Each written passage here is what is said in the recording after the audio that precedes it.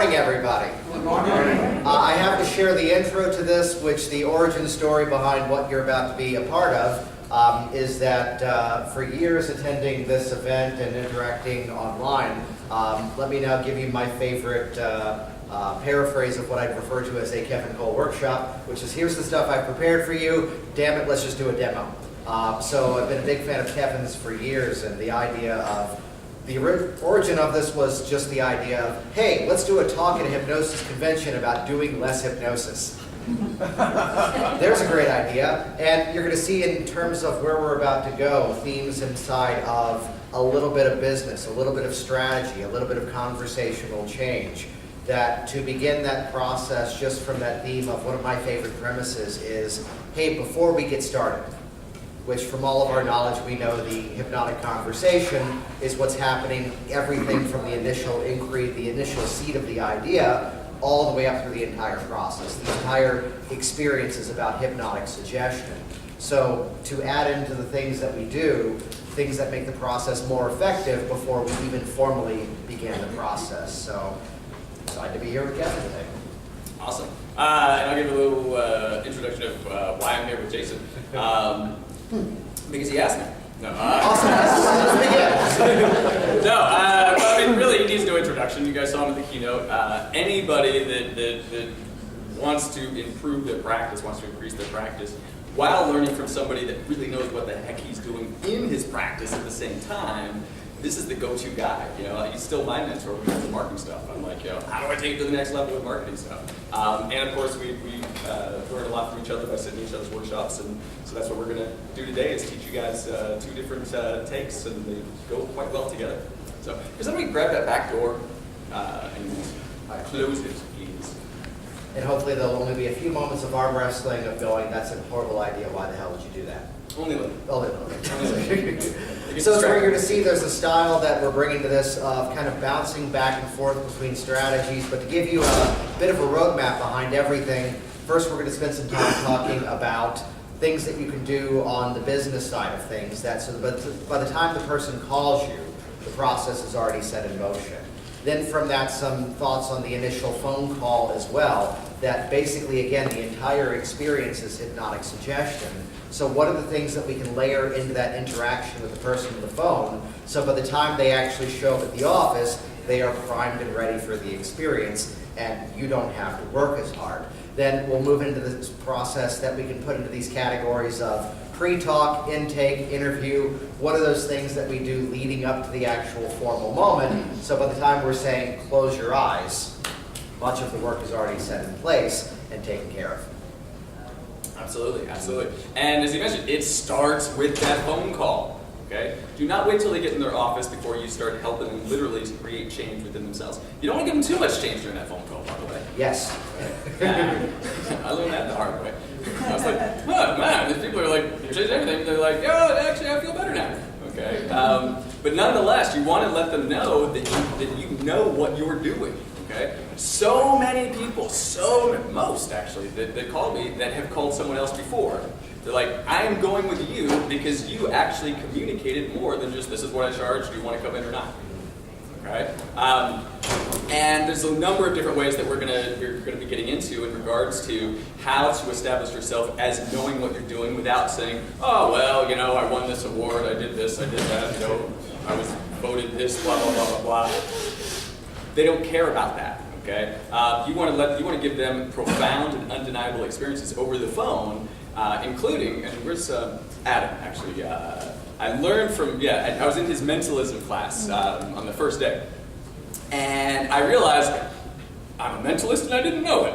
Okay? In regards to one of the things that I do, one of the simplest but most effective things that I do is that when they initially call, especially, I mean, these Canadians won't be able to relate as much to this because you're somewhat sane there right now, whereas in the US, people are losing their minds right now, and the anxiety levels are through the roof, okay? And if somebody calls you and they're talking 1,000,000 miles a minute, and especially if they're really stressed out while they're talking about 1,000,000 miles a minute, just keep this simple thing in mind, They are processing very, very visually, okay? You get to seem like a mentalist because this is what I do, so I don't so I set it up perfectly. I just simply say, well, now I could be wrong. Okay? Well, I'm not, I promise, in that case. So I could be wrong, but something tells me that you're probably a pretty visual person. Would you agree with that? Tell me if you're wrong. Okay. I'm not using any tag questions like you're pretty visual, right? I don't do that in that case because I'm so certain that they are. And their response is always, "Wow, how did you know?" Okay. And then I say, "Well, I'm a mentalist." No, I'm kidding. But that was loud. That question right there has established you as an expert of, wow, this person really knows what they're doing from that simple thing. Okay? They'll say, how did you know? I'm like, well, I've done that. I make a little joke, humble myself. I've done this once or twice.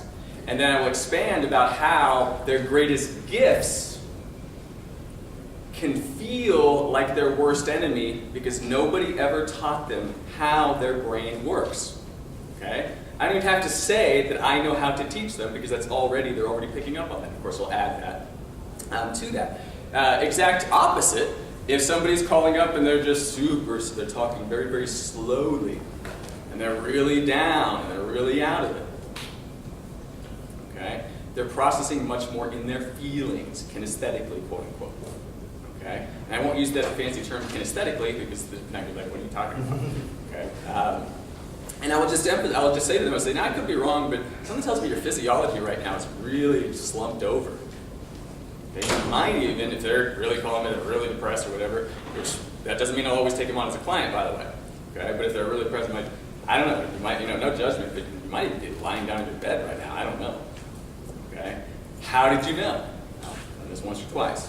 Okay, establish yourself as an expert. Okay, yeah, there's a theme to piggyback off of that. There's a common phrase that one of the flaws of the meta model inside of NLP is you're chunking down as you're getting more specific, as you're asking the right questions. This is triggering. How do you feel that in your body? Getting more into the actual ingredients of that experience. It's commonly said that one of the side effects of doing that is people start to attribute a whole lot more intelligence to you and a whole lot more genius to you, but really you're just asking the questions that they've been acknowledging that issue on that surface level. So it's where, similar to that mind-reading aspect, I'm going to find that moment that not perhaps even as a strategy, though it works as a strategy, to find that moment to ask further questions about the issue that chances are they haven't analyzed it to that specific level before. Which on one side of things is going to give me every bit of the map that I need to go into that session with better strategies, with better techniques, with better outcomes in mind. And an example of this, a couple of them, and you probably have a few of these too, the person for public speaking. Well, there's all sorts of categories of this. There's all certain places where you could feel that fearful sensation. So is it the fear of the anticipation leading up to the moment? But then once you're speaking, then it's perfectly fine. Once you get started and you're into the swing of things, then you've got it, which that tends to be the majority of people I found. Or is it that you're fine leading up to it, and then once you begin, then you're up there and you're shaking? Or is it this other category, which is a much smaller one, but it does exist. They're fine leading up to the presentation, they're fine during it, but then when they come down from it, there's that huge adrenaline rush, and then they're in that anxiety pattern. Which by asking those questions again, you're stepping into that role of the mentalist, the mind reader. You're driving them to think about the issue in such a way that they really haven't thought of before. Which in many ways is also taking this massive issue and reducing it down to, oh, well, there's this component that I have to work on. There's that component that I have to work on. And as much as we all aim to be client-centered, as much as we aim to customize the process to the individual, there start to be some recognizable patterns that often would occur. I've referenced the categories of, years ago there's a fun story that I get a phone call and they want to do a feature on me in a local newspaper. And those that are familiar with the Northern Virginia, Alexandria area, there's a set of papers called the Connection Papers, and they do a different edition in all the dozens of cities that are inside of Fairfax County and Prince William County and surrounding counties. So they decide we're only going to print it in Centerville, Virginia, because if we print it in Alexandria, it's going to look like advertising for you. Sure, whatever, I'm going to stick it on my website, that's going to have some credible proof for me. Well, a gymnastics coach in Centerville read it, and ever since then I've had a teenage gymnast in my office every week ever since then. And what I'm getting at is, again, there's certain themes that start to pop up, and that anticipation anxiety leading up to the presentation. You're a teenage gymnast in my office. You used to be able to flip backwards. Now you can't. You're a golfer. You're standing over the ball, and you're thinking about the one that just went in the water. That as much as we don't want to compartmentalize people into categories, there are certain categories. So basically what I'm getting at here is to feed some of these categories in, which is serving two purposes. One, it's providing that proof that, yes, I'm a person who actually does work on this specific issue. And second of all, it's driving them inside to really think about what that pattern is. So another example, for the person for stop smoking, many of us use this one, it's a classic one, about how many a day are you smoking? Pack a day. Well, let me ask you this, as you think about those 20 cigarettes a day, how many are you lighting up because you're actively making the decision, I want one right now, versus that's the same time I normally would have done it. Which again, what are you doing? You're driving them inside. You're driving them to think about that actual issue, and by doing so, they're already starting to break it apart in some format. Have you had the experience where someone's called you for weight loss, for stopping smoking, and by the time they come into your office, they've already cut back, they've already taken a few steps forward? Yeah. Sometimes they quit altogether, and I'm like, what are you doing here? Sometimes actually they'll call me on the phone and they're like, I already quit, but I want to quit. And I'm like, ooh, okay. That'll be $6.95. Which there's an aspect of this that this is going to fold into the actual conversation in the office too. That working by way of metaphor, what am I doing at times is I'm bouncing themes off the client. I will be telling success stories on that initial phone call for that intention of them to go, oh, that's just like me, that's just like me. But again, in that moment of in that incoming call, setting that stage that you're thinking about this at much more basic levels, but by asking the right questions, what are the specific moments? The best way to think of that incoming call in my experience is that as much as I can be positioned as the sales and marketing guy, as much as I go to these marketing conventions and learn all this stuff, my incoming phone call is basically the first couple of minutes of my intake in my office. We're just having a conversation about the change, but everything is positioning towards the outcome. How would you rather feel? What are those things you'd rather be experiencing? How would you rather be feeling a couple of weeks after our session, but positioning them in the outcome rather than inside of the problem? Focusing the conversation on that, but again, chunking it down to those individual details that chances are they haven't thought of yet. Okay. And the key word is questions. Okay? The key word is questions. When they call us on the phone, we're not just telling them, so this is the process that I do, this is how long I've been doing this, yada, yada, yada. We're asking them questions. We're eliciting information from them. We're eliciting a buy-in by asking them those questions, while also simultaneously they're coming up with the answers to their own questions. Okay? I always like to say that one of the biggest mistakes that people make is that they give advice and then I pause for a moment and then I say too soon. That doesn't mean to never give advice, but just recognize that when you give advice, you're stepping into consultant mode. Okay? And there's nothing wrong with that as long as you know exactly what you're talking about. But if we're giving advice too soon, too much, too soon, we're not listening. We're not asking enough questions. We're not eliciting the change within them already by them answering their own questions. One of the most important questions to ask them during that intake, which is one that isn't going to have them solve their problem, it's going to get the motivation though, okay, is to simply ask them, so why do you want to achieve this? Okay? For simplicity, we'll say smoking cessation. Okay? I work with a lot of that here in Las Vegas. Been downstairs, I've smelled this place. But nonetheless, I'll just ask them why. Okay? And because I want to make sure that they are really feeling that motivation. Okay? And that's good. They'll say things like, well, my father is dying of this cancer, whatever, blah, blah, blah. And I won't drill in a whole bunch of pain. I don't need to do that. But by doing that, that gets them motivated. One of the most significant factors in regards to change is having enough. I like to say that it sounds negative, but it's true. Pain will push us off the couch. Okay. On that note, we need more than just pain to be pushing us. Because you do this, visual and this. Here's the thing. By the way, I'll explain this over the phone, but I'll also explain this in my office, and I'll do it visually so you can see it better in my office. But nonetheless, I'll explain to them that pain pushes us off the couch. Okay? And I say if it's on the phone, so just imagine this. There's that quote unquote pain. It's like a hand with a big P, pain, pushing you into action. Okay?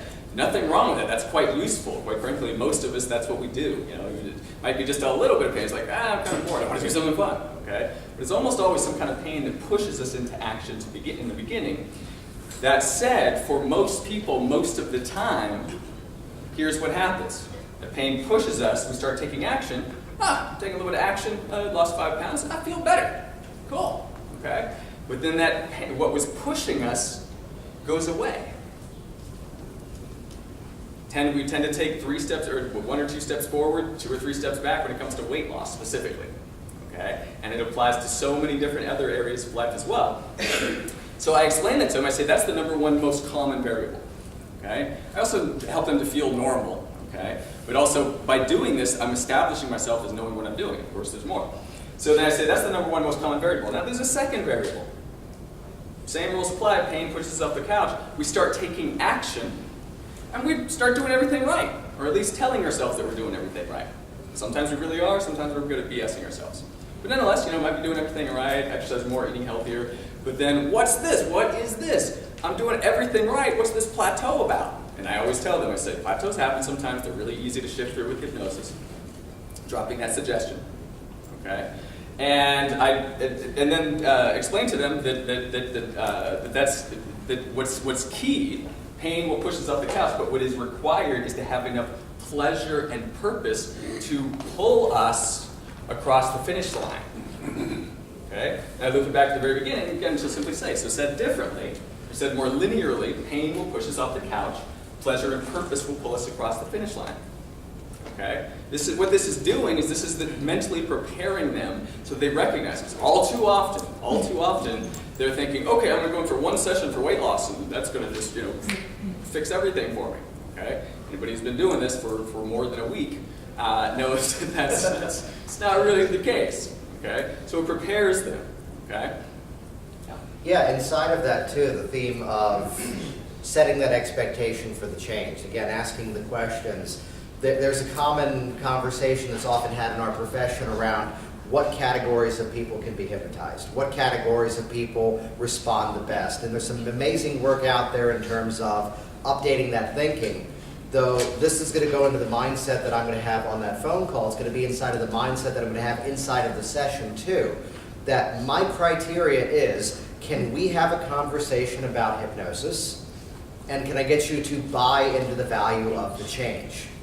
If I can get those 2 pieces of criteria, we can work together. So it's no longer this game of this textbook says this age range, this gender. It's no longer the game of this person says this category is analytical and this person is not. None of that matters in my school of thought.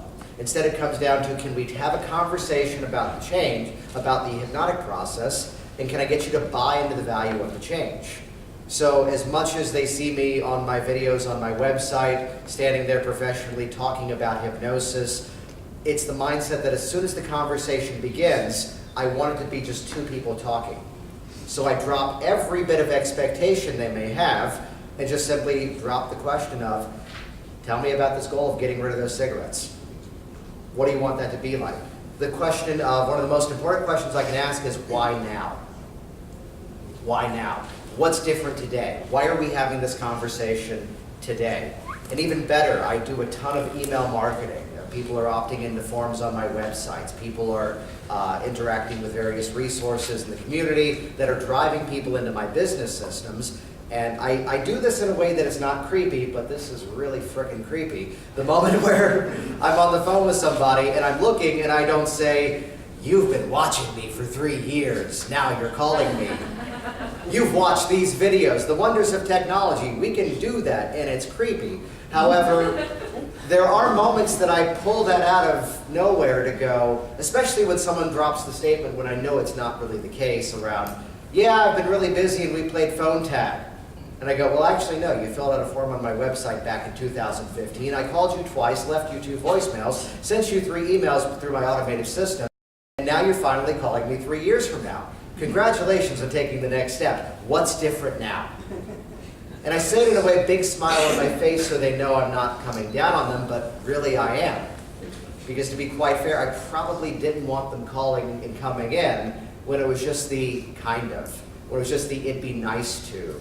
I don't like this statement, but I think it's absolutely true.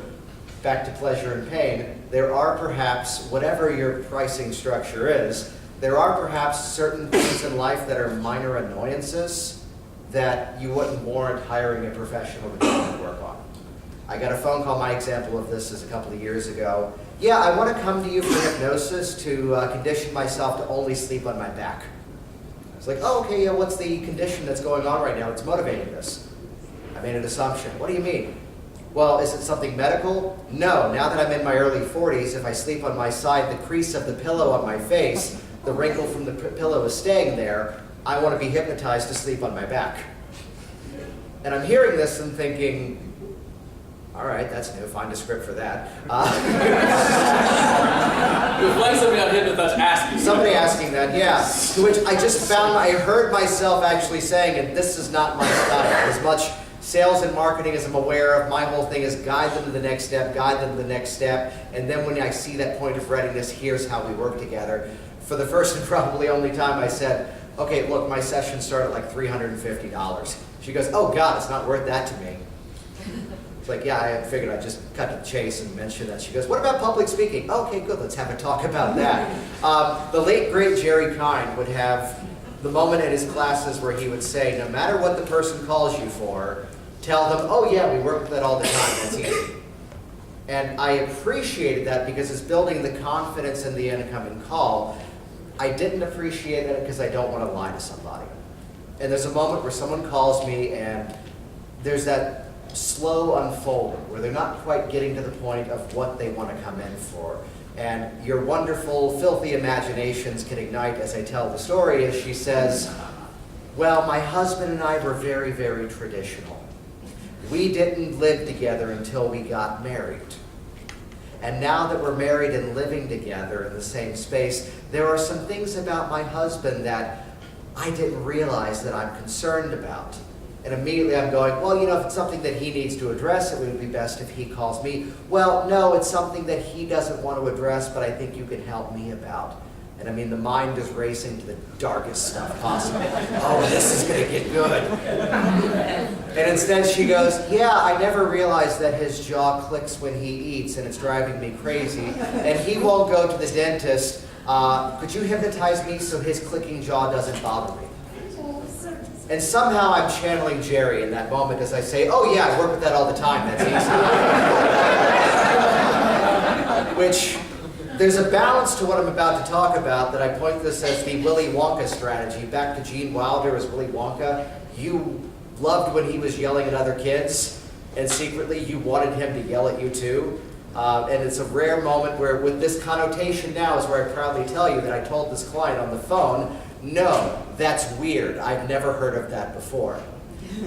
However, which is that foot in the door moment. However, we're here in Washington, D.C. There are 3 major airports within a 20-mile radius. There's an Air Force base right up the road. My office used to be under the flight path of Reagan National next to the bus depot. We're used to all this noise all the time. And here comes a transplant to the area that can't fall asleep because of planes flying overhead. Can't focus at work because they're right in the middle of Washington, D.C. and it's loud. So the same things I would do with that person to drown away the noise and focus on their attention on what they do want to focus on. I work with people with a medical condition of tinnitus or tinnitus. There's different pronunciations depending on the school of thought. Ringing in the ears, the buzzing in the ears. I used to have that. And there's sometimes where physiologically there's a reason that sound is there. And you can't completely negate the sound because something medical is going on, but we can drown away the distraction. So the same things I would do for them, that's what we can do for this. Pause. Sound good. And what am I doing? I'm setting the stage that, again, the whole mindset of when I do that is, look how well this works. And it's establishing that dose of credibility that this is the guy who gets results, and without lying to the person and say, oh yes, I took a 3-day advanced training on husband's jaw clicking. No, that'll be offered next year, by the way, discounts for signing today. But the experience of, again, setting the stage of how this works. What I'm basically doing in that moment is, by way of metaphor, I'm telling stories of success stories that people have had.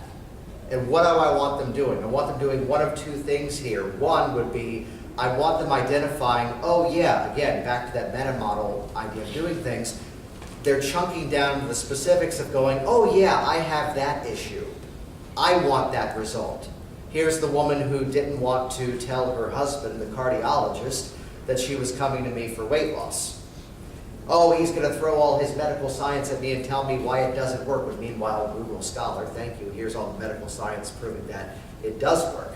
And she's out to the movies with her husband. He offers her the small popcorn and goes, hey, have some. And she goes, no thanks, I'm satisfied with dinner. And in the middle of the movie, he responds to her, what the hell's wrong with you? Oh, I went to see a hypnotist to curb my snacking. Let's watch the movie, we'll talk about it later. So the experience of where some people would have that caution of, I'm not going to tell people I'm doing this just in case.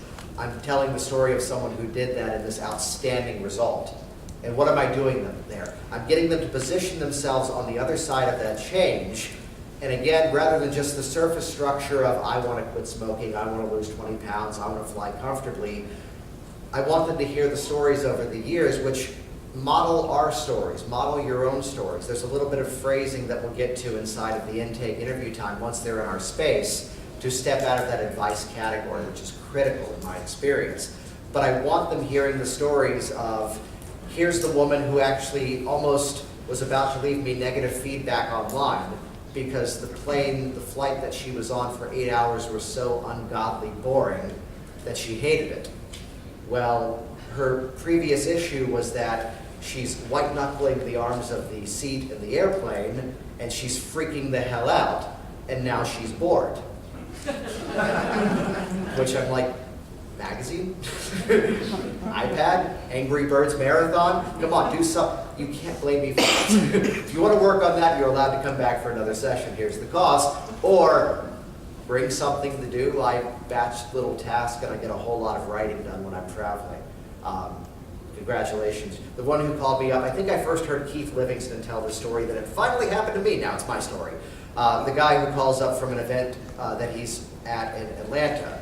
In Northern Virginia, I'm in Old Town, and most of the Old Town hotels are like 3 or 4 stories tall. So he's an event planner with a fear of small spaces. He doesn't like elevators. In Old Town, not so much of a problem.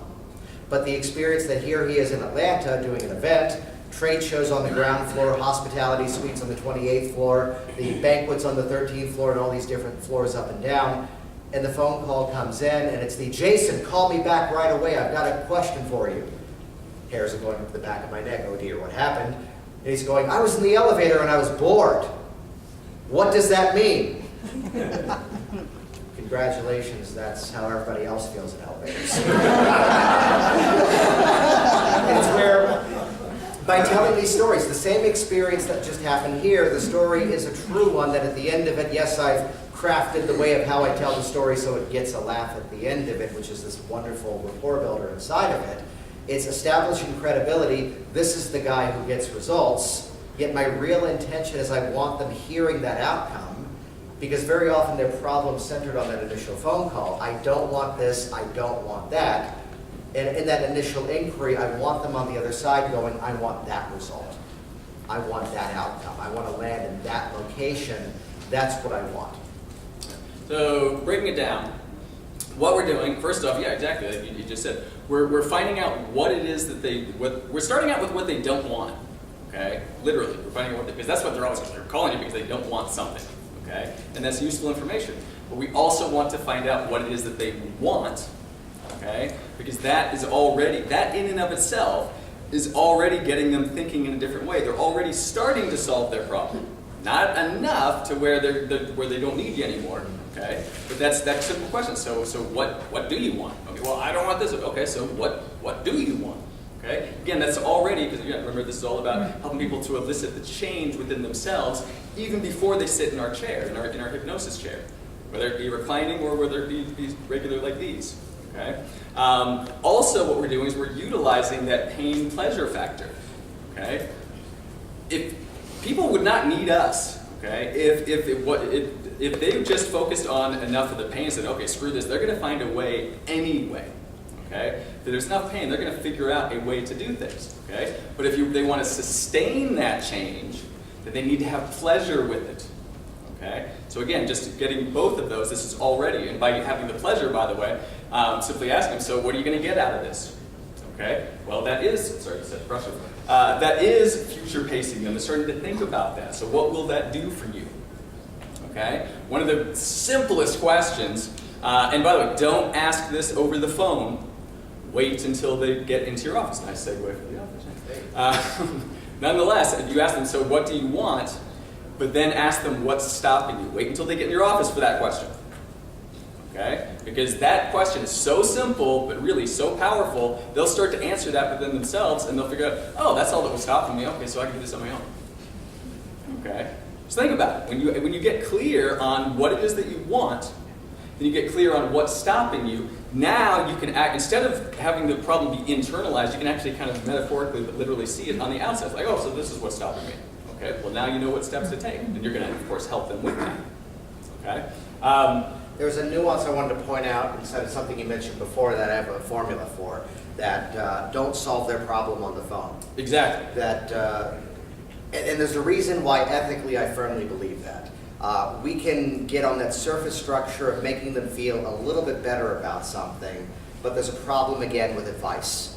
It's where I will tell stories where appropriate inside of the phone call, inside of the actual conversation in the office.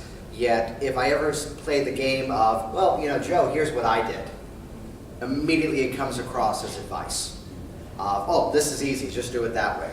There's a comedian, Maria Bamford, who has an amazing stand-up routine about this around. She's a comedian, and the line of overconfident people. Oh, you're a comedian, yeah. Except if I was going to do that, I wouldn't do what you're doing, where you're like touring small clubs. I would do like, you know, Seinfeld. You get like a big show and do Broadway and HBO and then just coast. You should do that. Simplifying. There's a lot of single people out there. You know, just pair up. You're welcome. So when we take the fastest dating course possible. But again, when we take something, oh, you want to quit smoking? Stop it. Do nothing. That's the one measure of success of stopping smoking. Just do nothing. There's something you used to do, now you don't anymore. That'll be $700. So there's a formula to this where, back to the storytelling aspect of it, this is where I'm not going to lie to my client, but I'm going to shift around my language. Oh yeah, there's a guy who was in my office. Here's what happened with him. I'm in my office at least 4 or 5 days a week. Here's what happened to him. I'm distancing myself out of the story. It's where over time I phrase this as a personal insight. I steal from my clients all the time. Because I mean their eyes are closed and the purse is right there. No, I steal from my clients all the time. Quick story. I'm in my office and I'm working with this client and the phone rings later that day and I've got a video system running as surveillance because unfortunately that's the society we're in nowadays. And the chills are going up my spine as she goes, yeah, I really enjoyed the session, but I can't find my wedding ring. It's like, ah, crap. But you sat on my right side. You never touched my left hand, and you had a camera running, so I figured you wouldn't do anything inappropriate. Just keep an eye out for it. So I steal from my clients all the time. What do I mean by that? Moments where someone's had this change, and they're back in front of you, and they go, oh, I did this week. That made it so much easier. And I'm hearing that and going, that's a good idea. I should do that. Or I'm hearing this experience that someone had, and I'm going to fold that into the process. I had a weight loss client who one time came back, and he goes, you know what, I was out to dinner with friends during the Super Bowl, and I was ordering beer and pizza and wings, and my friends were all freaking out going, hey, you've lost 50 pounds, don't gain the weight back. And he goes, but for the first time I ate the food, and instead of 4 slices, I had 1. Instead of eating the whole 2-pound serving of wings, I had a handful, and I barely finished my first drink. And for the first time, his phrase, I enjoyed the hell out of it. I actually tasted the food. You know, I was able to eat the things that I was eating before, but actually now enjoy them and have a whole lot less. Well, that became a bit of pattern inside of my sessions. That became a story that would creep its way into my process. The formula that I live by, and this is kind of the same formula, some of you were in my content marketing workshop that I did yesterday, it's the dance between show and tell. And I brought all the colors, so let's make it Christmas. Yay! That we can ride that dance between show and tell. That on that initial phone call, again, don't solve the issue all the way, which might seem like the noble thing to do, but you're kind of just on that advice level at that point. We're just kind of feeding into the conscious mind. I forget where I heard this recently, but I love it. We are not rational beings. We are beings that have the ability to rationalize. That's very different.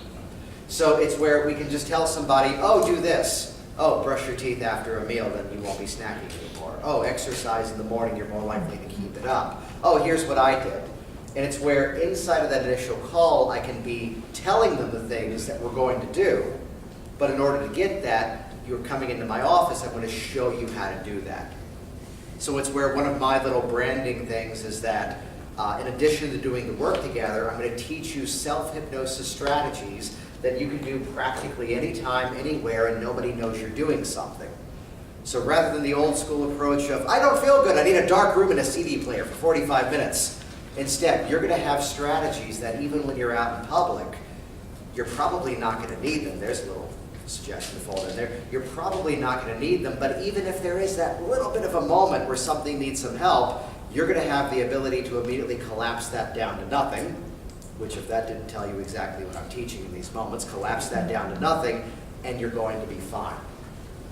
Which this is hinting at a theme that we're going to save for when we get to the intake part of things. But again, play that mindset of, what can I tell you that you're going to have the skill to do, but in order to get that, come into the office and we're going to do that together. So to give you the correlation down on the marketing side, just to round this out, well, in Facebook marketing, when you learn how to position your correct ad that is eye-catching in front of the right audience, that's when it works even better. I've told you what to do, but what the hell does that mean? And for that, well, here's this training, here's this course. I'm going to show you the strategies that even if there is that slightest bit of an issue, you're going to be on the other side of it and you're going to be fine. Anytime, anywhere, and nobody knows you're doing something, rather than having to escape. And yeah, so, and taking all of that and looping back to that, again, during that initial phone call, there's one other crucially important ingredient to help them both to hire you, but also to start creating the change within themselves, which is belief. Okay? By sharing these, like, oh yeah, I worked with this, and there's, oh, I just finished with a client that was this. You're not telling them, yes, you're not doing the Cal Banyan thing, you're saying, oh yes, I work with that all the time. You're giving them an experience by sharing short or somewhat lengthy stories, depending on how much time you have. Okay? This is building belief, and again, that's so important. I always like to say, by the way, I do like to say, belief is optional, just so you know. Just so you know, okay? Because we have tools, okay? But belief helps so much. So many people say, it didn't work because they didn't believe enough. What are we, faith healers? What, you know, I mean, to some degree we are, but the belief is optional. But wow, is it going to help you to create the change even before they sit in that chair? What about for you questions around hypnosis, framing it? How heavy of a pre-talk would you get into on the phone? How heavy of a pre-talk? Specifically. Well, I'll give you my version of it, then piggyback off of it then. Where a lot of my structure of things, on the business side, I have crafted a specific avatar that I'm looking for. My business is in Virginia, and I do hypnosis, and I named my business Virginia Hypnosis, and the gods of Google opened up, and virginiahypnosis.com was available. So it's where, from my positioning, my ideal client is a person who has already decided they want to do hypnosis. And now they're doing research to figure out who is the most qualified, who's going to be the most helpful to me. And as much as this is a community that sometimes hides behind the word, I stick it out there prominently.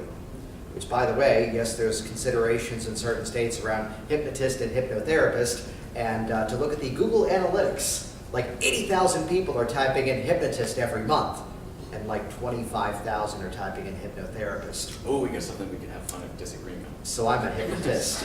Arm wrestle. So the experience of I am standing behind the word, that's the position that I have. But in terms of these stories, this is why there's so much of what I do that the Virginia Hypnosis website is a platform for videos, where rather than all this time on the phone, they're hearing a lot about hypnosis. They're hearing some of these stories. They're interacting with me. So by the time the phone rings, I'm able to ask, have you watched the videos on my website? And that's my screening question to know, how much of this do I have to get into? Oh, you've seen the video about the stop smoking jars? Okay, great. Now, my questions, again, back to the initial sort of flavor of the intake in that call, are always going to be, again, pointing towards the outcome. And this is where, without playing the stock game of measuring in some made-up system, scale of 1 to 10, what's your motivation? I'm going to hear it by asking these questions. Where, again, I'm always future-pacing them towards the outcome. Okay, we've worked together and you've stopped smoking and it's a year from now. What are those things you want to be noticing differently? How do you want that? What do you want to be noticing? What's going to be happening? And if I'm just hearing, oh, health, I've got Michael Elner now forever in the back of my head. One time during a demo, I saw him. What's your goal for this? Health. And he went, the hell does that mean? Beautiful question. I ask it in different ways. But again, that place of, well, what's that going to be like?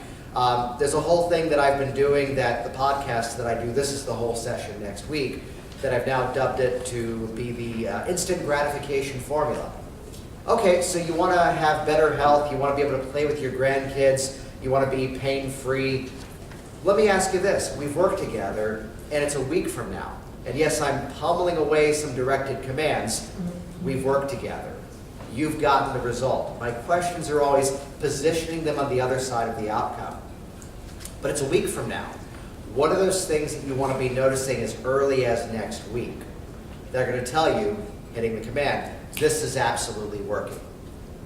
I'm telling them the proof, I'm giving them the outcome, I'm positioning them there, but I'm then going to rewind it even sooner. Okay, so we're scheduled for next week. What's the outcome you want to have as early as the evening after our session that's going to tell you, and again, I'm just layering in that phrase, this is working. This is working for me. Folding that in, but getting their feedback. And you hear very often, it's a stock phrase at times, oh, don't use scripts, the client writes the script for you. Yet these are the questions that give you those answers. These are the questions that give you that roadmap. And now I've got every bit of future pacing, I've got every bit of outcome inside of that. What are we about to fight about? I'll get back to that. But no, exactly. What we're doing with those questions, with those excellent questions, is that they are mentally rehearsing it in their head. Just because you ask them once doesn't mean that they stop thinking about it. They're like, oh, I thought about it once. No. Even before they get in your office and while they're in their office, they're visualizing that. Whether they're conscious of it or not, they're mentally rehearsing the change in their mind. Okay? That's loosening the jar before they even get in that session. It's doing so many different things. Okay? I like your metaphor better of loosening the jar. Yeah, well, mine is kicking it while it's already down. That's a different one. Yours is more positive. Yeah. We help you. Yes. I'm going to kick it down right now. 5 people after that. But no, on that note, in regards to loosening the jar, that's one of the things that I will say, by the way, to help specifically with smoking cessation.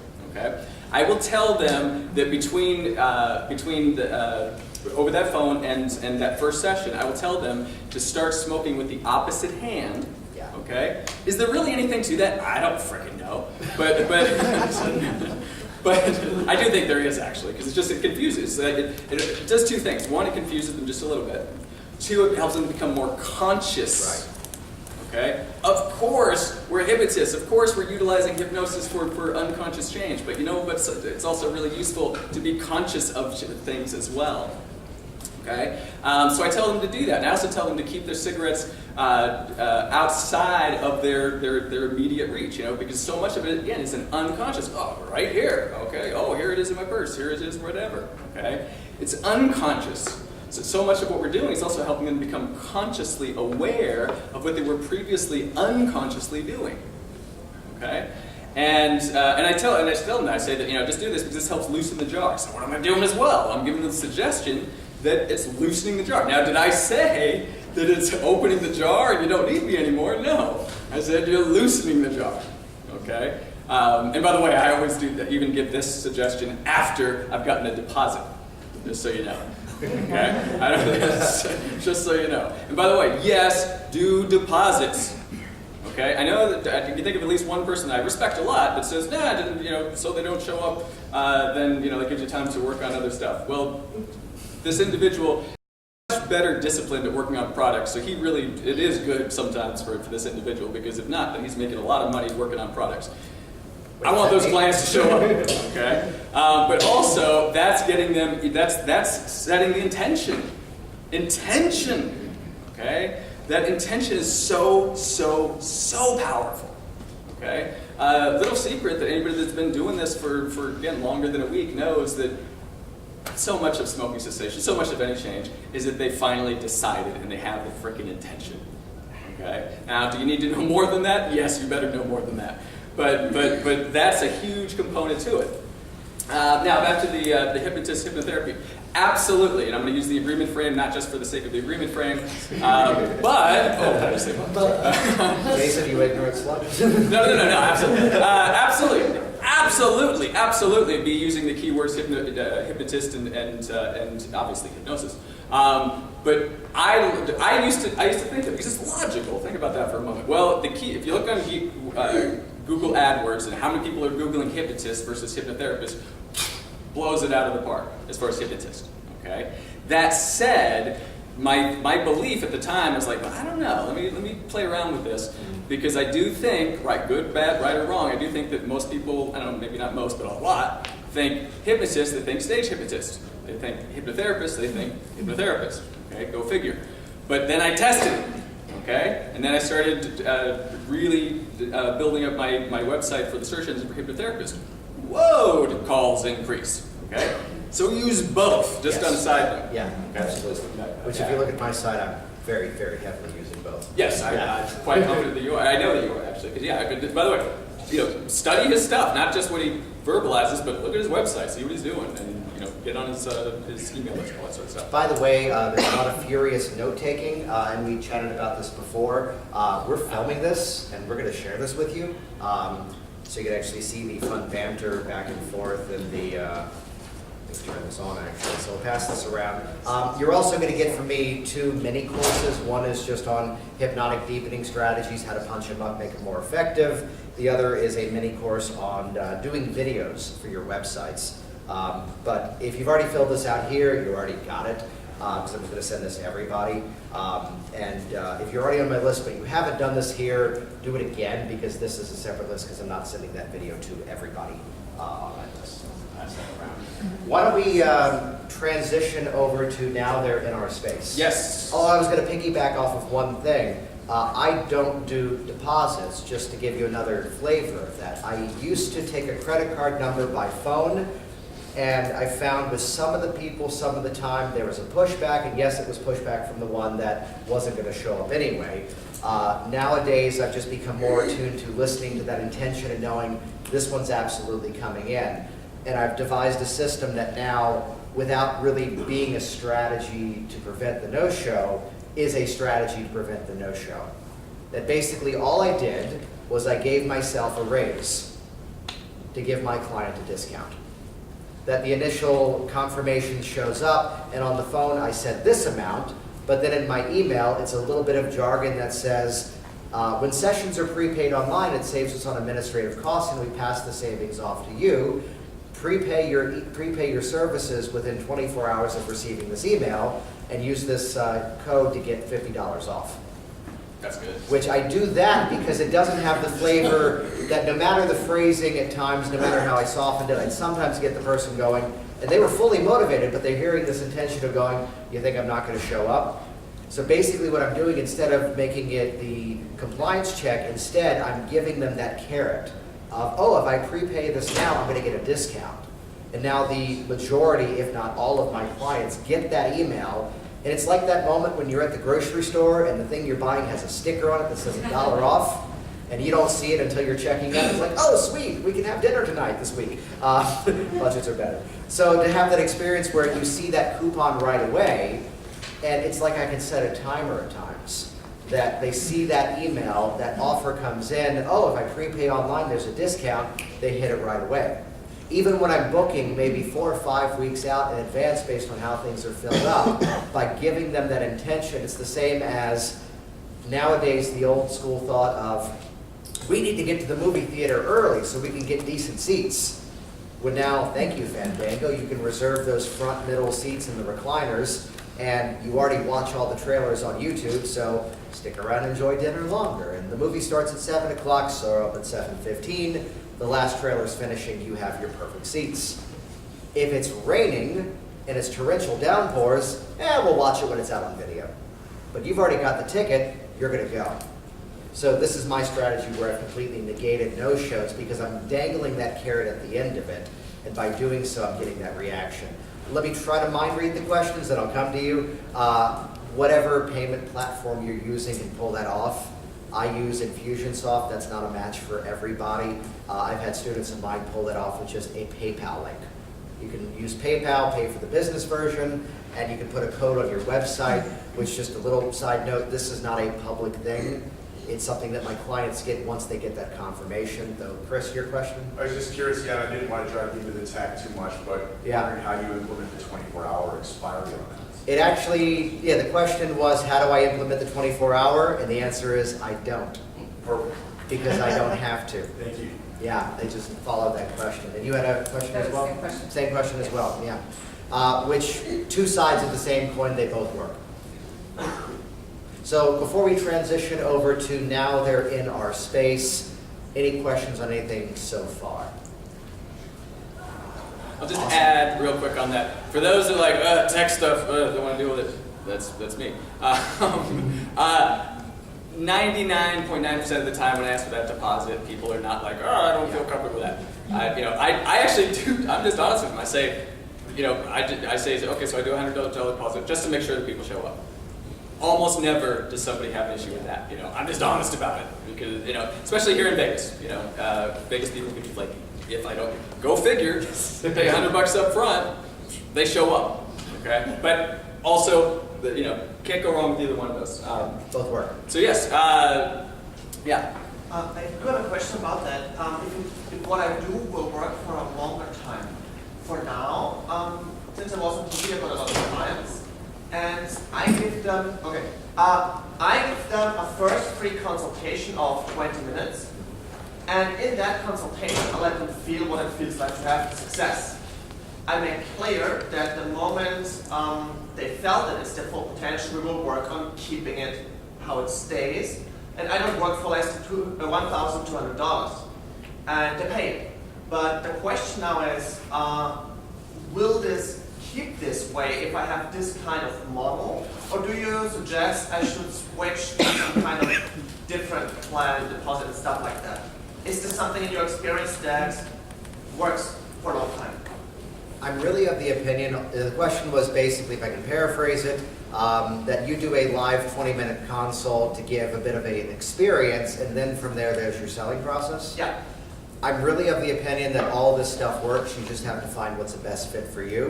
I installed a principle in my life that I'm only ever in my office if I'm either teaching, producing content for my programs, or seeing a client.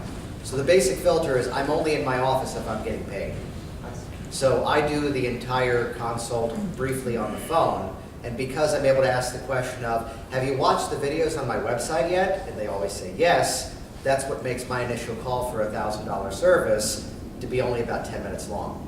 Because I'm picking up a conversation they've already been having with me. So really it just comes down to test what works for you.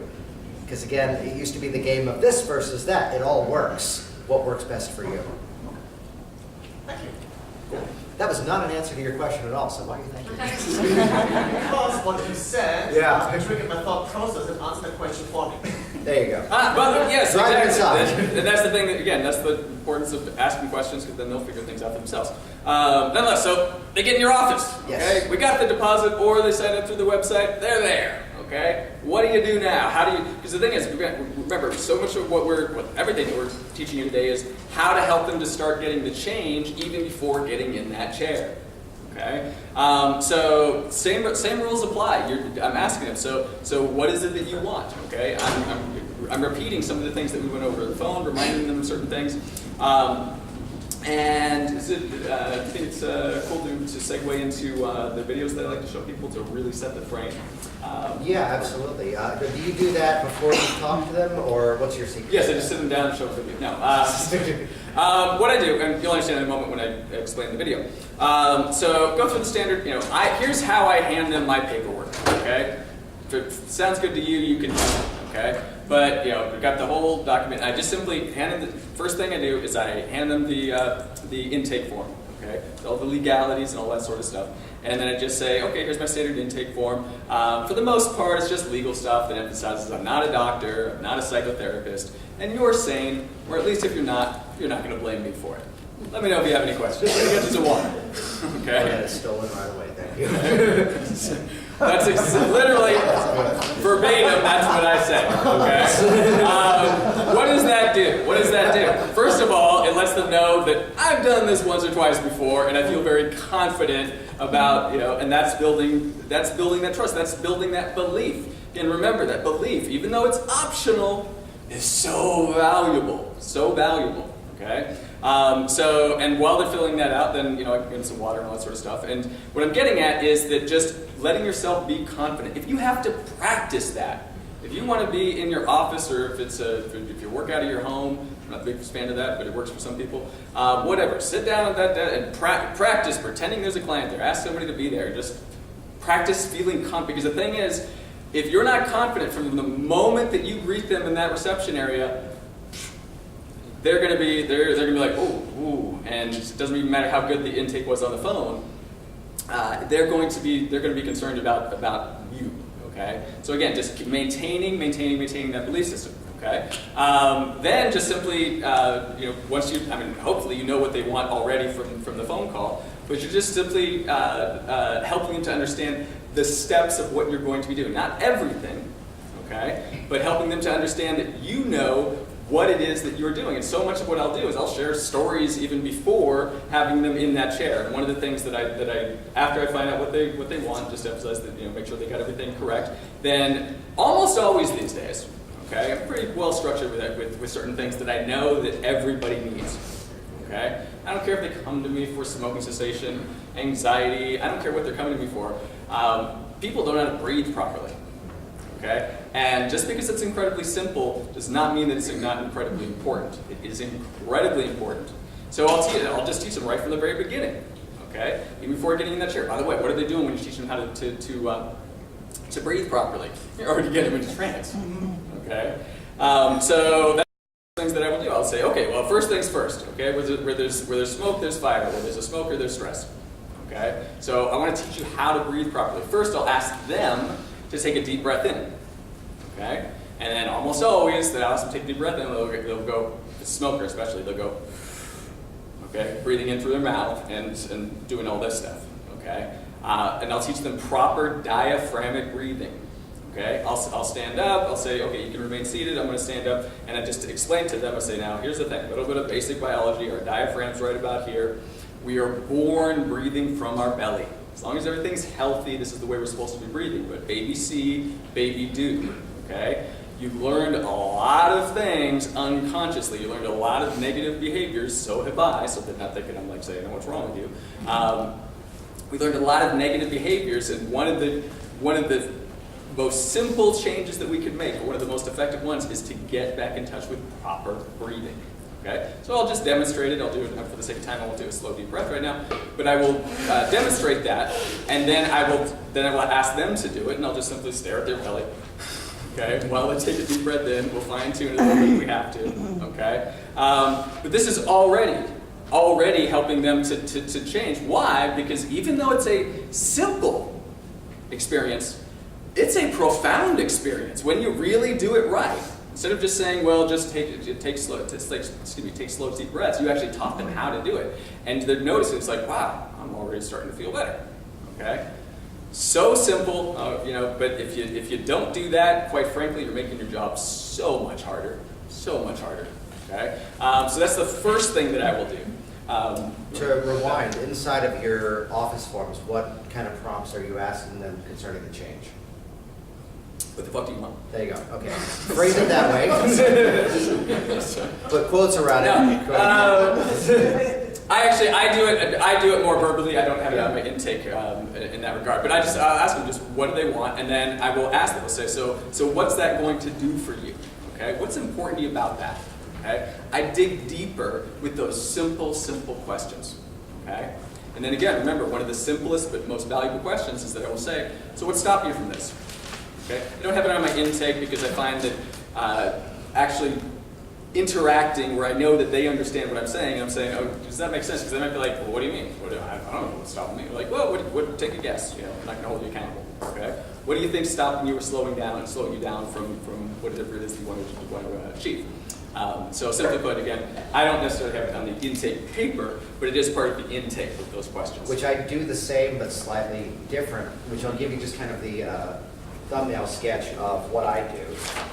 Which is that in my forms there's just a list of, give me benefits, give me outcomes you want to achieve, and then there's a segment of fill in the blank, which are basically prompting for 1 month, 1 year, 5 year, and there's basically fill in the blanks of, in a month from now I'd like to fill in the blank.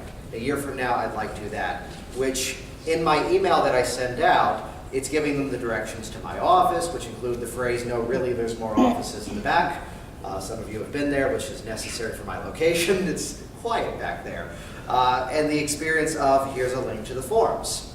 Now, as much as I'm a tech guy, as much as everything is automated, I like the style of having them fill out something which, this is slightly vindictive for a positive, helpful, healing reason, that my forms that go out are not automated. It is a PDF that does not have the clickable ability to type into it.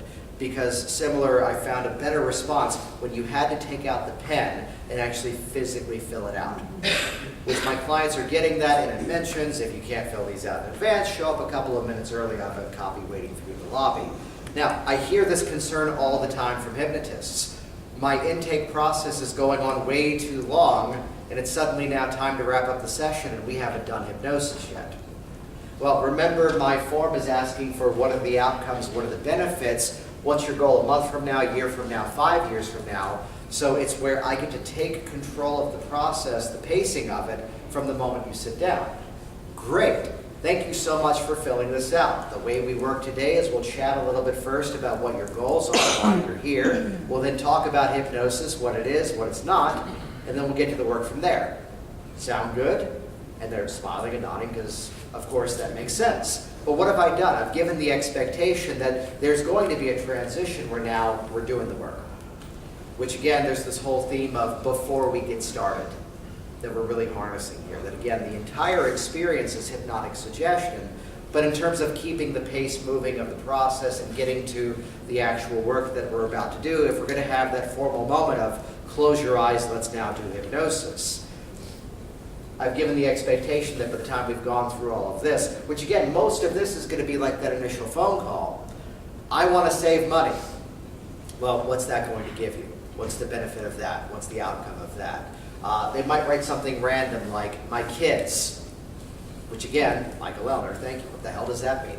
Tell me more about that. And now we're able to have that conversation around that because again, they're writing the process for me. Brief little throwaway segment, by the way. Kevin mentioned confidence. This is something absolutely ridiculous that I teach because who is this gentleman here? Hypno Bob. And this is the most ridiculous thing you could possibly do, and you're going to feel absolutely stupid doing it. Yes, that is a directed command suggestion, yet it works. To take your process and start to fill out some things like this, kind of build that avatar of, okay, clients coming in, fear of being in public around the opposite sex, they're out there, they're dating, and here's the basic outcome. Fill out one of these as if that was the case, and then you prepare the index card stack of doom. The index card stack of doom. I should probably just stop right there and not explain this because that's more fun. But what this basically is especially in terms of just the hypnotic process, doing your induction, rolling through your deepeners, using whatever strategies, you fold in the nuances of what are the things that could possibly happen as I'm new in hypnosis that might throw off my game. Client goes into a coughing fit. You know, non-directed abreaction. There's noise outside. You go into a coughing fit. Client needs the bathroom. You need the bathroom. Earthquake, civil unrest. There is whatever it is. You start to prepare this little stack of index cards and you put them on the chair and you could build massive confidence in your new hypnosis skills. This is more directed to those of you that are brand new inside of this. And workshop your process. I call it HypnoBob. I call mine Frank. Yeah. And just occasionally you reach over and it's the session from hell, Russian roulette. You flip over the card and it mentions client goes into a coughing fit. And you deal with what emerges. And you've rehearsed that experience. There's a car alarm going off outside. You flip that over. We had an earthquake in Virginia back in 2011. Now my client was driving to the office at the time, so she's driving on cobblestone. She arrives and goes, why is everybody outside? But if that happened during a session, which is this ridiculous strategy, but again, building that confidence so then suddenly something happens in your session and, oh yeah, we work with that all the time. That's easy. Yeah, and again, the belief, confidence is just so crucial. That said, after I teach them how to breathe, one of the things that I want to do as well is I want to help them to understand why this stuff works. Okay? Why do I do that? For one, because it creates more of a belief. Okay? But also, remember, anything that you describe, they have to imagine in their head.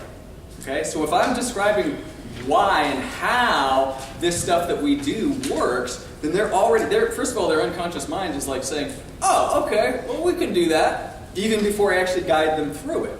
Okay? And there's a couple of very simple 5-minute, 30-second YouTube clips that I use. One of them I use for almost every client these days. The other one I only use for pain control clients. But it is in my experience, by the way, I forgot to mention, okay, I am older than 12. Okay? Forgot to mention that. I'm 43, I've been doing this stuff for about 20 years, okay? So in my rather extensive experience, what I'm about to show you is the best 5-minute visual explanation of helping people to understand how their brain works. Okay, in ways that are most useful. Simply put, it's awesome! I love this tech dude. It's the best explanation that I've come across to help people to better understand neuroplasticity without getting too complicated. Okay, it does it. This does. I firmly believe that this does at least 25% of the work for us. Okay, well I just sit there and just sip water while they're watching it. Okay. So nonetheless, what I do is I just basically frame this, frame it according to what I'm working with. Okay, for simplicity, I'll say with smoking cessation. Okay, now maybe I suck at what I do. Okay, pretty sure I don't, but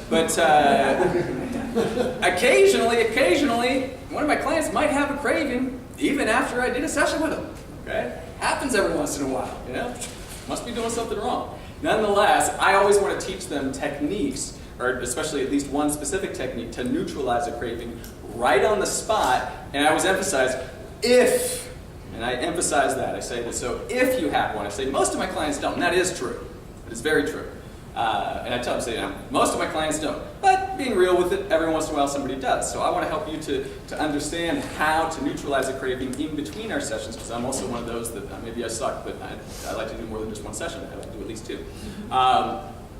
Nonetheless, this video helps with that tremendously, but again, so many other things. If it's for anxiety, if it's for pain control, if it's for weight loss, because especially the craving aspect works the same way.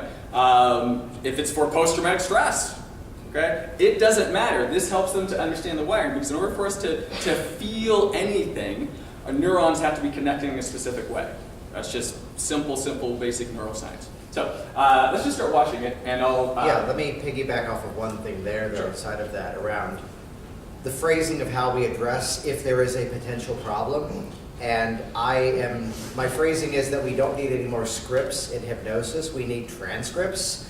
That being said, there are some really cool scripts that are out there, yet you're better off observing them from the student mindset and really role-playing the mindset that rather than a dude sitting down and typing what they thought would sell online as a PDF, instead step into the mindset that whatever was in that script was a specific transcript of something that happened in a real client session.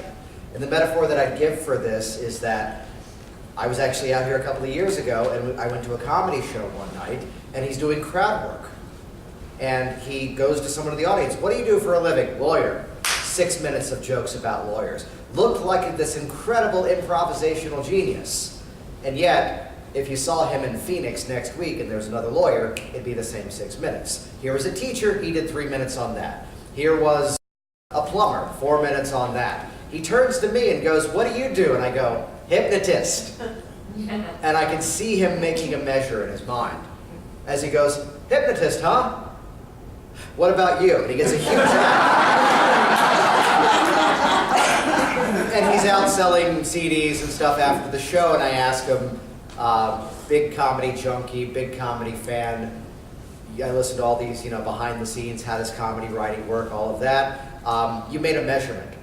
Could you come up with something funny, or was it funnier to ignore me? He goes, "Exactly." And I go, "So do you have any questions?" And we got to hang out for about 20 minutes. So again, that place of folding in that detail as to what that expectation would be, where distancing on the other side. Let's jump into that video. Yeah, cool. Yeah, so to tie that up, sorry, there was squirrel! Yeah. The experience of they're coming in with that expectation, and again, to observe little chunks and little pieces of information that are out there and draw that into our session. Here's how you're already doing it, is a lot of the big theme of this. But if it's that moment, if you're looking at scripts, so many of them have this horrible language of when you feel this craving, you now do this. When you feel this urge, you now do that. And to look back at my favorite reference of this is if you go to, I forget the full title, Medical and Dental Hypnotherapy, the Dr. John Hartland book, where it's the little chunk of ego strengthening, and it's like 3 pages of the book, and that's what he's known for. He's talking about effective suggestion management, and the example in there would be that, and when you feel the need to expose yourself in public, that horrible scene immediately comes to your mind. Which, just to unpack that for a moment, you have to think that maybe they didn't do safe, happy, friendly place. No, they brought to some doom and gloom, horrible location. And when you feel the urge, and also it's good to only fold in the client's name in the process, in that wonderful way we can slip in a name, and to let it be with intention rather than just by saying it over and over. So when you feel that urge to expose yourself in public, Kevin, you instead discover this... Never mind. What I'm getting at here, gets a little dark on Sunday. What I'm getting at here is the formula of distance and dissociate. So you can negate, you can minimize that potential that, I call this, we never deny reality. You're gonna know cigarettes still exist. You're gonna be around the environment where there's sweets, there's unhealthy foods. You're gonna be on a flight sometimes. I've got no issues with flying, and yet the flight coming here, I'm going, oh, I get it now. Bumpy as hell and just through clouds the entire time. It's like, oh, there's an eclipse, but we're flying through thunderstorms. YouTube it later. But again, that formula of distance and dissociate, so even if there is the slightest moment that there might be just that small tinge of a craving, now you'll know what to do. This kind of gets into some tonality adjustments where I call this being permissively authoritative or authoritatively permissive. I am weakening the weakness, I am strengthening the strength.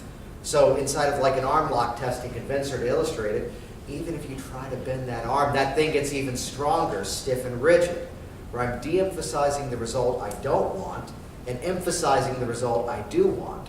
The same formula comes into, even if there is a moment where you feel some bit of craving, instead now here's what you do.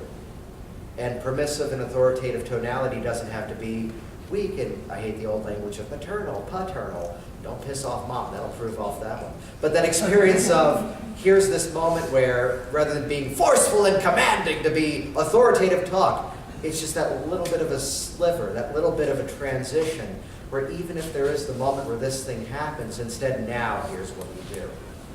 And it's just that small shift, though again, I use this video as well, so let's jump into it. Where was it? Oh, that's right, exposing myself in public. Yes. On that note that I'll remember later because I honestly forgot. So we'll get on to this. Again, this in my experience does at least 25% of the work. Oftentimes, especially with the craving, that reminds me. Yeah, I remember now. Especially with the craving aspect, I believe this does half the work, if not more. Okay. And by the way, yes, even I do tell my clients, like, so if, and again, huge if, and I don't just say if, I emphasize. I say if you happen to have a craving, I'm going to teach you a technique that is absolutely incredible for just neutralizing it right on the spot. We're not going to teach it today, but it's just EFT. Okay. That I teach them after this. That said as well, I will say to them as well, I'll say that, what I get most of the time, if somebody even has any kind of a thought about it, I get this a lot. People come back for the reinforcement session, and I say reinforcement session, by the way. Okay? I don't say arm wrestle on that one. Was that? We're gonna arm wrestle on that one. Okay, cool. So nonetheless, to reinforce, because I happen to think you can always reinforce stuff, why not? But nonetheless, to reinforce the work that we do, when they come back for that, I'll say that if anything, most often what I get is they'll say, it was weird, and this is true. Okay, they'll say it was weird. It was after dinner, and we were out with friends, and I saw somebody else smoking, and in the past I would really want a cigarette, and I thought about it, but it wasn't a craving. It was just a thought.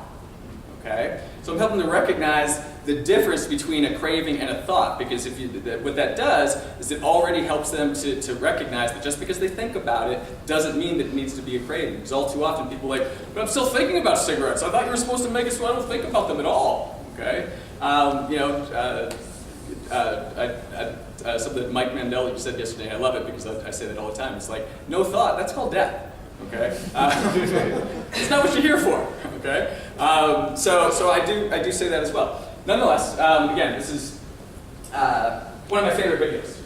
Again, it truly does so much of the work for us. Just pause for a second. Can you guys start to imagine countless different ways that clients come to us where they can relate to what's going on in this video, where they can relate to it? Okay. Again, I use smoke cessation. I use it all the time for smoking cessation. I use it for pain control. I use it for a lot of different things. But just keep in mind, it's limitless. Okay, because this is what it all comes down to. It all comes down to our thoughts. Okay, and so much of the work that we're doing is interrupting that thought pattern. Okay, so let's say more too. Before we jump back in, we had a question. Did you say this was a YouTube video? YouTube video, yes. And for simplicity, just write down what the bleep. How do you write it? Oh, there we go. Addiction. Yes. You'll get the exact clip. That's in the public domain? It is. If it's on YouTube, you're allowed to show it, but you're not allowed to resell it. Correct. So this is actually a clip that sometimes... Well, not totally true, actually. But I actually have permission from, I forget his name, Arns. Doesn't matter. But technically, if you didn't have permission, technically, it's copyright violation. But I actually have permission, I asked. Is that your voice? That's my voice? Is that? Yes, of course it is. No, it's not. It sounds. I'm a smart-looking guy by the fireplace. No, I know that. No, I heard what you said. Probably because I've watched this so many different times, I'll probably start mimicking him. I don't know. Right here at 2 minutes and 10 seconds, might be slightly different on YouTube. 2 minutes and 10 seconds is where I pause for the client. Okay, I pause it right here, and I expand on how the gold is right here with what he's just talking about. Okay, neurons that fire together, wire together.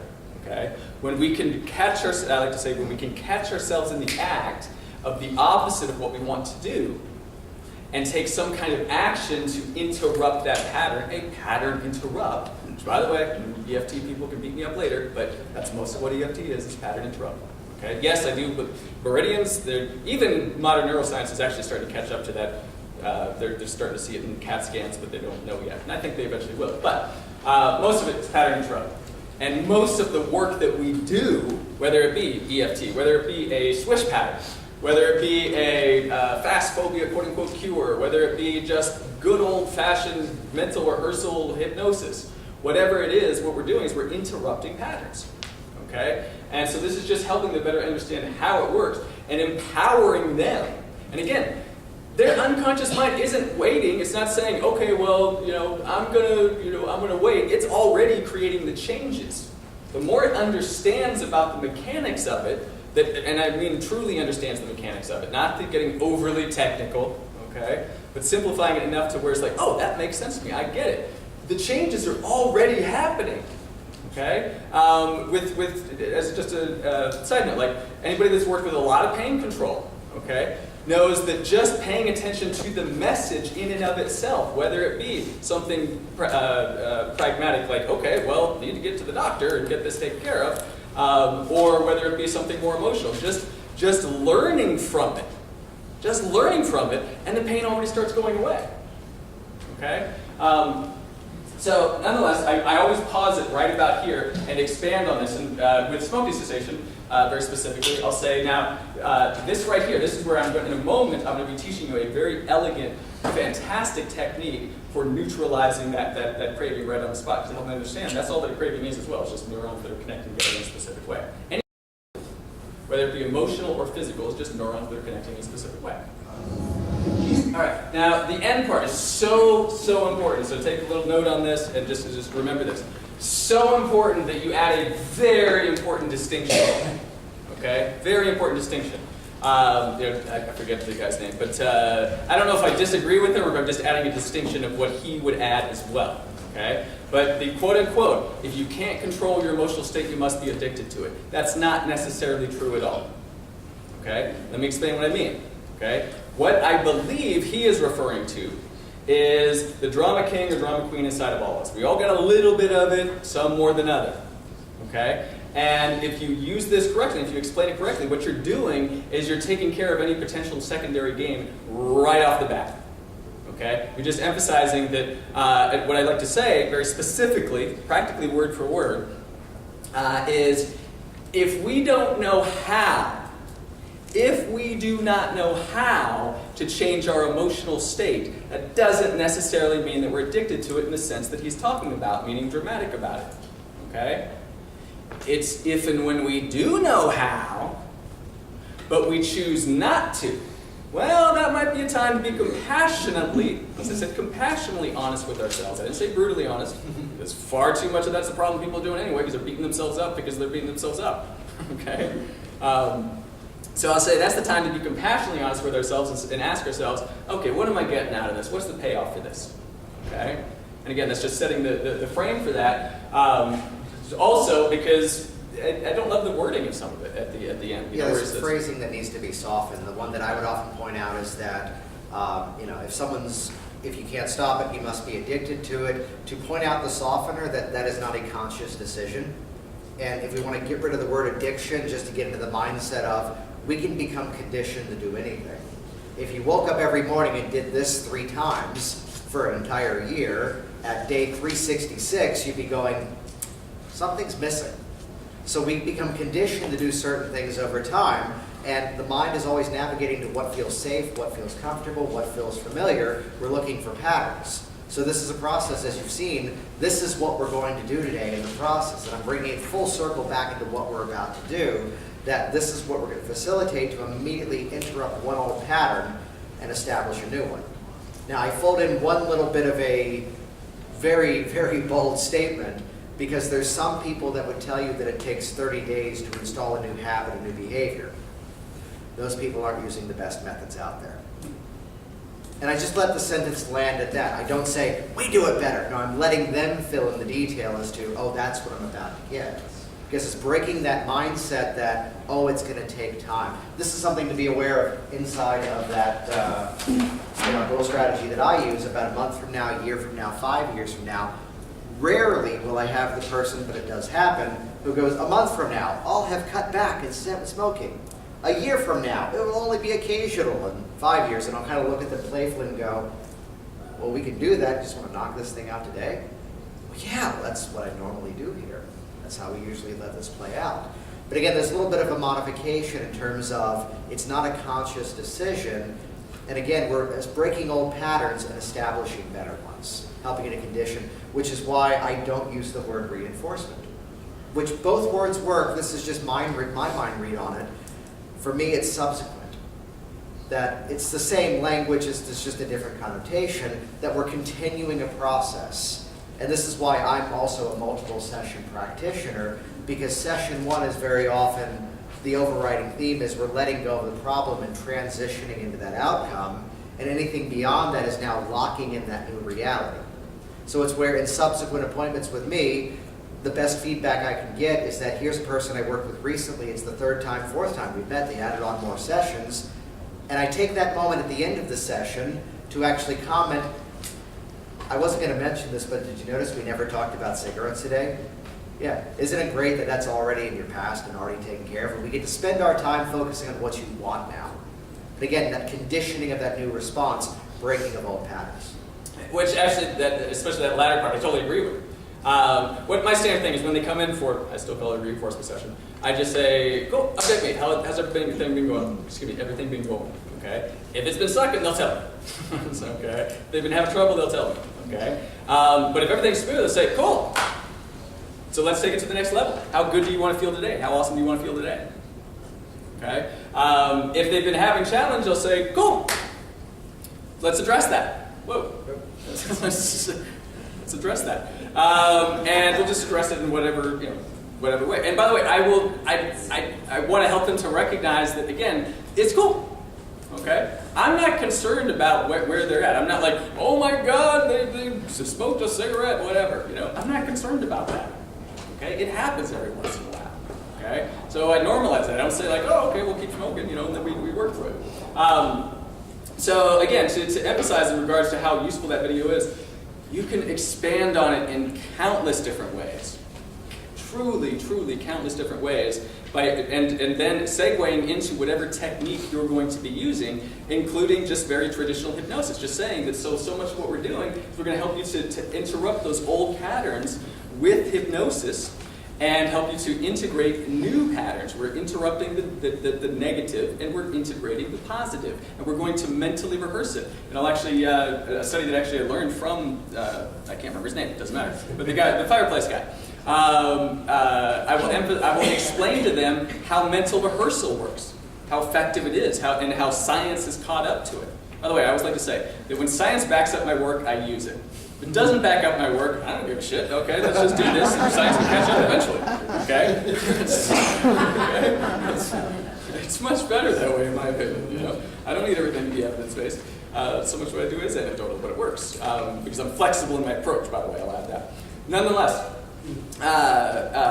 In regards to mental rehearsal, okay, there's a study that was done, I don't know, maybe 5 years ago or something like that, where they had two groups of people, three, excuse me, that none of them had played the piano before ever. They taught all three of them a very simple 5-finger piano exercise. We'll say it was Mary Had a Little Lamb, something simple. Okay? That only requires 4 fingers. Okay. Well, Go on. Mary. Anyway, so 4 fingers, 5 fingers. I can think of one. Anchor that in.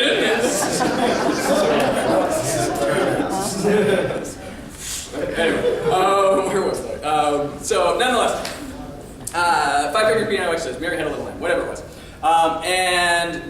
What they did was they had them all, they had control group A physically practice it, actually physically practicing it, okay? They had control group B just mentally rehearsing it, just imagining it, okay, in their mind's eye.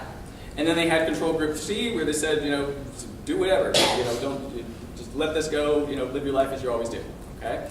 And we'll say that they came back 2 weeks later. Okay? I'm not giving the exact data of the study because I don't know the exact data, but we'll say they came back 2 weeks later. And what they found was that not only did control group A and control group B play equally as well, but they actually did brain scans to see how their neurology had changed and how it modified, and they found that they grew the same neural pathways in the same ways, okay?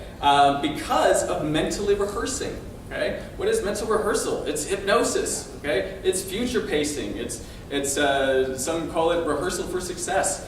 Whatever. Okay? It's good old-fashioned hypnosis. Okay? And this is building up that credibility. Again, what they're doing in their mind's eye is they're creating more belief. And science has shown, okay, this is probably one of the most valuable things that you guys can learn. Okay? Science has shown that anything that you preface with "science has shown," people will believe that bullshit. Now, on top of that, there is proof now that I think it's officially 46 or 47% of statistics are made up on the spot. The idea of the outcome, in my opinion, the worst thing that could be the ending of any hypnotic session is, well, let's see how it goes. Hope it works. You know, it's where inside of it, to bring it to the end of the session, it's where as soon as the process wraps up, my opinion is, how long are they in a suggestible state upon emergence? Well, the suggestion to emerge is a suggestion like the rest of the process. So one school of thought would say 30 seconds, one school of thought would say a minute, one school of thought would say another number. My premise is simple. As long as I'm continuing to give suggestions, they're still in a hypnotic state. Now this rewinds back to a moment where you're in the office, we've talked together, we're ready to get to the work, and it's almost a bit of a throwaway that I fold in. Now, by the way, your feedback as we work together, that's what helps to guide me. So, you know, between now and the next time we're here, keep track of how well things are going for you. Not that I'm saying keep Repeat track that, because that was so valuable. Keep track, and this is why we're going to share the video of it, keep track of how well things are working for you. Now, this is the exact way I deliver it. This may sound technical, but it's actually a very simple concept. Given the same quality of change, so I'm going to describe 3 groups that all had the same result. They all overcame their fear of flying, overcame their fear of public speaking, slept better at night, reduced their pain, quit smoking, fill in the gap, whatever that detail was. Given the same quality of change, there can still be 3 subjectively different experiences of how that plays out.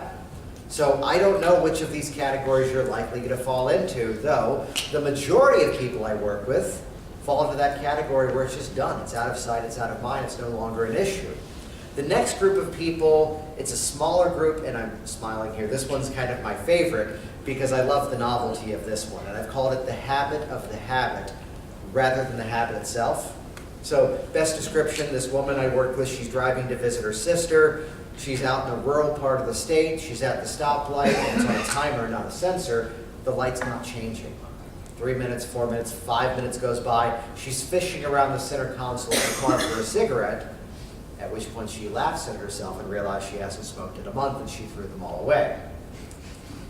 Novelty of the issue, the habit of the habit rather than the habit itself. And understand, I collect these. I find these so amazingly entertaining. About 4 years ago, I had laser eye surgery done, and we had a newborn baby at home. And what am I doing with a crying baby down the hall? Looking for glasses. What does my wife say to me? 2 statements. 1, you can see now, and 2, it's your turn. Laugh at the moment, move on. So, and again, I collect these. I had a guy last week that his wife goes, "Why'd you pour me a glass of wine?" He goes, "No, I didn't." "Why'd you pour me a glass of wine?" He had quit drinking with me, and there was still a bottle of wine on top of the fridge. And he's on the phone, he's prepping things around the house, and just habit of the habit. So again, I nerd out on these, so if as they happen, let me know about them. The smallest group of people, they maybe have that briefest of a mind battle, just that yes, no, yes, no. I saw the 10, thank you. They just have that yes, no, and the difference is this time you're ready for it. And you use one of the techniques that comes out of the process today, or you just let the moment pass and you're fine. I don't know which of these categories you're going to find yourself falling into, though I know you're going to do great. Let's unpack that. This is based on a premise that originally I heard Don Motten do this years ago, yet I brought it to a different level because what's actually happening inside of that? I'm giving you 3 categories. And the categories are really amazing, really, really good, and good enough, but here's what you did to bring it to the other categories. And there's a little bit of spatial stuff that I'm doing because whenever I'm referencing, I don't know which of these categories you're going to fall into, I'm gesturing to that exact space. as to what I was talking about. And there is no set script to this. I'm basically at this point, I've now talked to my client as to what they want their outcomes to be. And that's what I'm very often feeding into this formula. And throughout the session, as you're keeping track of how well things are going, be there in that moment, and here's where now I'm feeding in one of these outcomes. We've wrapped up the session, and rather than the old school books going, did you feel hypnotized? Well, let me know how well it works. So I'm hitting the pattern again. And by doing this, you'll notice again, the fourth obvious category is not there. Nothing worked. That's a rarity nowadays, because I'm folding in logical outcomes that would fit inside of it, that they can filter their experiences into one of those three categories. And very often you're back in front of me at that subsequent appointment, and here they are again, and the difference is now they're feeding in the exact same outcomes that I already mentioned to them, that they already fed me as well. We're building that loop of feeding into that outcome of what they want, but this is a little segment that I've often nicknamed of we never deny reality, where you're going to notice cigarettes still exist, you're going to notice these foods, you're going to have moments again where things won't be comfortable perhaps, yet it's a very different experience. But I'm playing our little classic strategy of the listing pattern, giving 3 viable outcomes, and again, my categories are amazing, really good, good enough, but here's what you did to bring it to these other categories. This is folding in one other little secret strategy that both of us at times in our process will teach our clients techniques. And if I future pace the use of the technique as well as the outcome, I'm building the compliance. You're actually going to use this thing if you need it.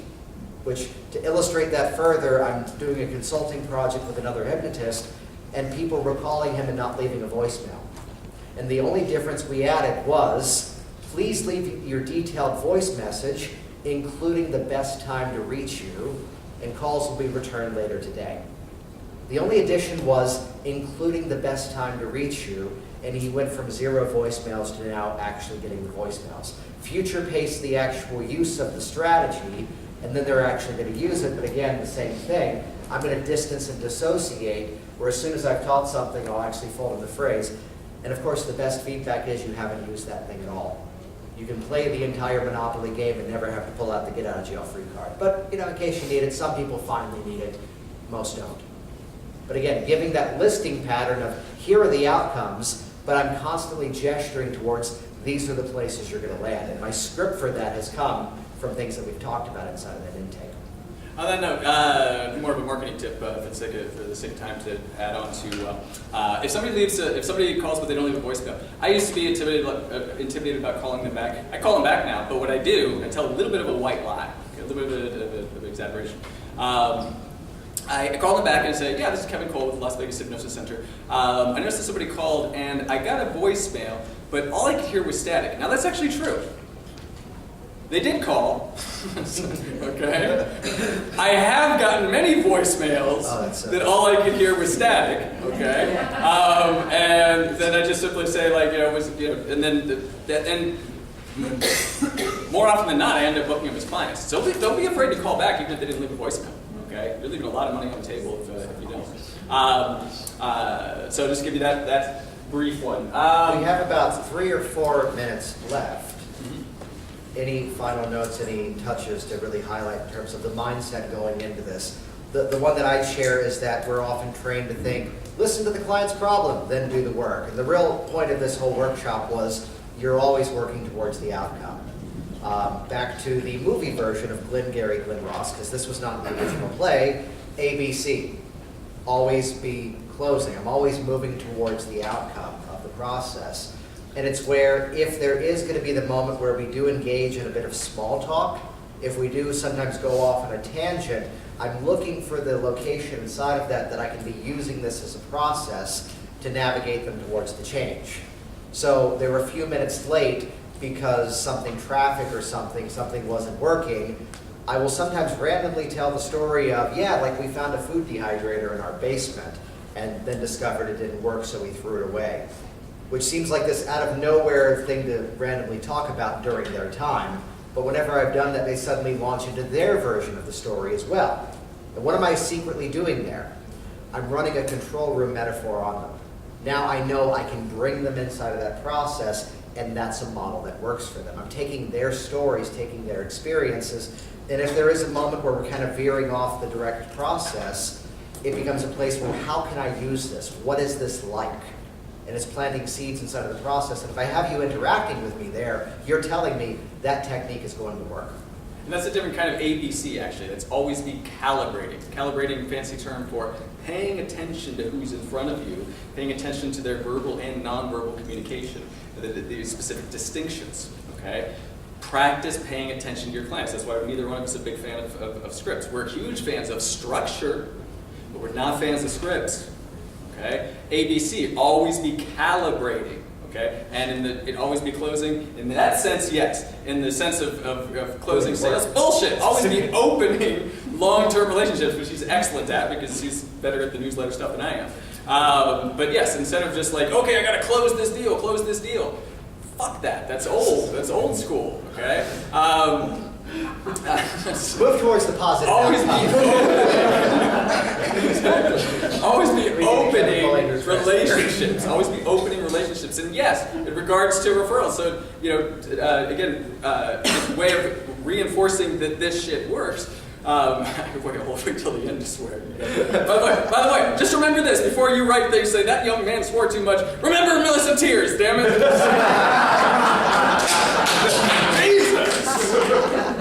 Jesus. Check your privilege. Well, I'm not privileged when it comes to I could just be like, oh, he swore too much. Anyway, so nonetheless. Did you learn your lesson if you never mind? Well, no, apparently not. Anyway, but what I will do, yeah, so even after that first session, I am absolutely assuming the change. I give them cards and say, it might be something as simple as handing these cards, say, let everybody know, referrals keep me in business. Some people are like, I don't want to give them cards in case that shit doesn't work, I do. And I'm not concerned about if it needs to be fine-tuned. That's what my term reinforcement sessions are for. Not necessarily because I'm expecting that, but because, again, maybe I'm not that great, but I know that sometimes people are going to need extra assistance, and just my ethical code wants to make sure that they're doing well. If they need extra help, then I'm there to help. My phrasing on that is not maybe I'm not so good. The phrasing is just sometimes life happens.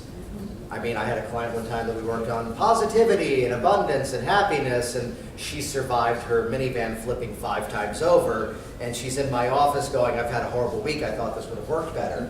And I'm going, something horrible just happened to you, and now you're on the other side of it. Let's celebrate that. We're almost at time. We're going to make this video available to you in the next couple of weeks as a thank you for coming, because there's a lot of stuff inside of it.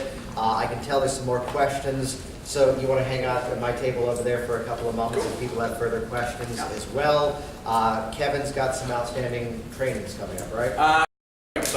November in Hawaii, and I'm paying for your flight if you take the whole course, practitioner, master practitioner. And trust me, I'm making it more affordable than any of my other trainings. Because I want to train in Hawaii, and people think it's going to cost me a fortune. No, it's not. It's going to be less than any of my other trainings. So if you want to know more about that, let me know. So you can go to Hawaii. You also can stay in your own home, because all of my trainings, I have 2 sides of what I do: hypnotic business, hypnotic workers, which is the all-access pass to my hypnosis training library. We don't need more scripts, we need transcripts. I've got real client sessions inside of here. The flip side is hypnotic business systems, showing you step-by-step how to make this stuff work. So if you sign up for a 1-year pass, I give you a flash drive here at this event with 55 gigabytes of stuff and more than 160 hours of content on there. I've only got about 9 of those left, and we'll be hanging out at the table. Any questions you've got around lunch or anything else, go out there and do less hypnosis.